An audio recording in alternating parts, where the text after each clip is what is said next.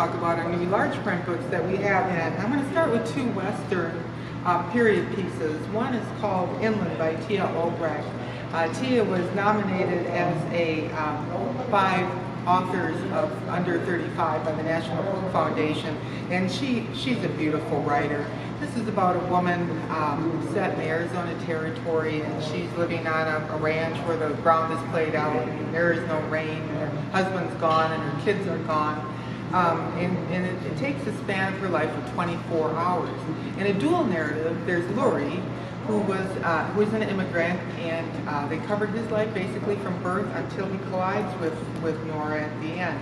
He's traveling across country in the camel caravan, that ill-fated journey with the U.S. Army, and the ending is so brilliantly written and so exquisite that you really want to reread the book so that you can read the ending again. She's a lyrical writer, and this is mystical, it's a mystical mirage of pretty realism. And if you don't like your father's Western, try this, because I do believe you'll like this one. Okay, another book that was a Southwest Book of the Year and a National Book Award finalist is called News of the World by Paulette Giles. Giles has made a fabulous career in writing period pieces, and again, a beautiful lyrical writer. One of the panelists of the Southwest book said that this is a cross between True Grit and Heidi. And the premise of the book is that an old grizzled army captain named Jefferson Kidd travels through Texas reading the news, literally, to far-flung communities out in the Texas territory. And he is coerced into taking a young girl who had been held captive by the Kiowas for 4 years back to her people on the opposite side of the state. She barely speaks English. Of course, he does not want to do this, and they have quite an adventure as they travel through the state. It's beautiful, and I recommend this. She's got a new one out called Simon the Fiddler, and that is another period piece that takes place in Texas after the Civil War. If you like historical fiction, you will really appreciate Paulette Giles.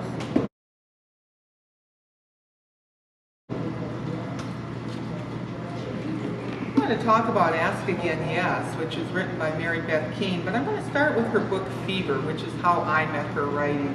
Again, she is a writer with the foundation 5 Under 35. This is a really compassionate account of Mary Mellon, who was later known as Typhoid Mary. It covers her life, including her imprisonment.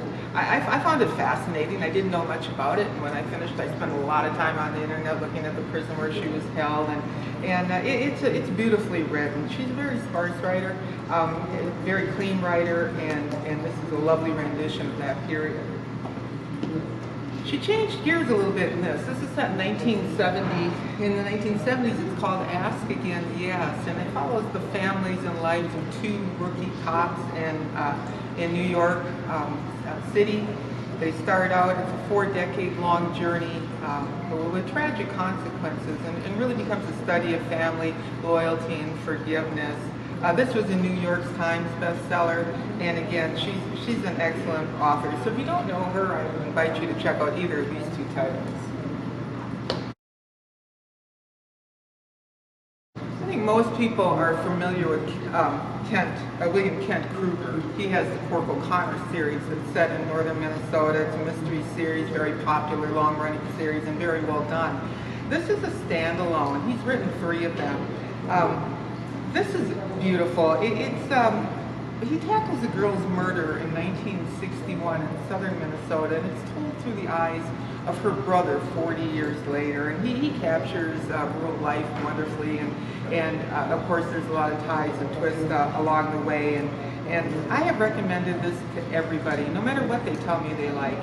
And I have never had anyone say that they didn't love this book. This is a lovely book. So if you're familiar with his mystery series, try this. If you're not familiar with him at all, I highly recommend this is a good place to start.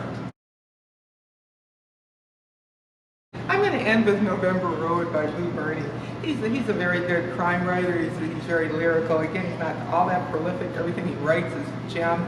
This takes place just hours after the JFK assassination, and Frank is on the lam, basically running from a mob boss that he he thinks he's going to try to kill him.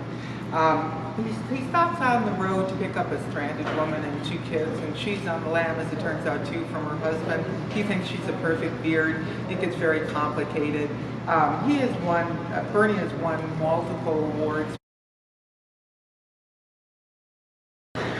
So this is just a small sample of what we've got in. We are expecting more all the time. We'll provide a list, and if any of these sound good to you, come in and browse or put them on hold. We have a couple options. If you're not comfortable coming into the library, you can go through our drive-up. I hope you'd enjoy these. If you have any suggestions, please let me know. Thank you.